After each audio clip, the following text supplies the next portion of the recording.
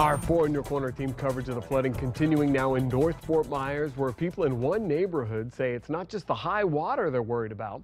Julie and Glover finding out why their health is also in jeopardy.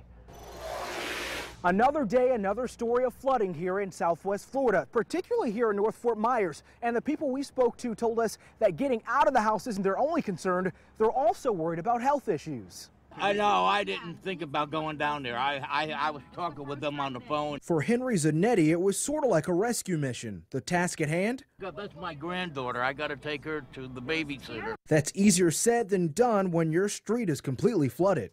I said, I can't make it down to your house. I said, you got to come up to me. Thanks to some quick thinking, Henry decided to back the car down the street and have the kids and grandkids meet him halfway. If I head first, it'll go into the engine. And you don't want that to happen? No, unless the state wants to buy me a new car. Henry wasn't alone this morning as residents on Pine Drop Lane in North Fort Myers struggled to leave the house. Some by car, others by bike. But they didn't have a choice but to get wet because the street is a dead end.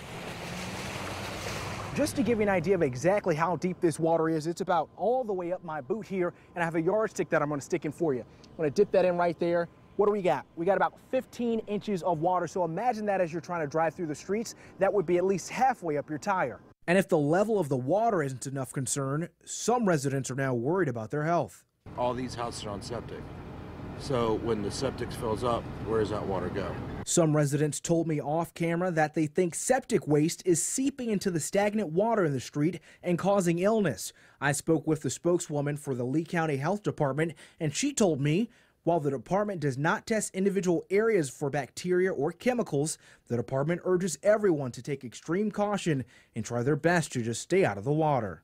And a reminder, if you ever see news, weather, or flooding like this happening in your area, snap a quick picture or video and send it to us at icontribute@fox4now.com. In North Fort Myers, Julie and Glover, Fox 4 in your corner.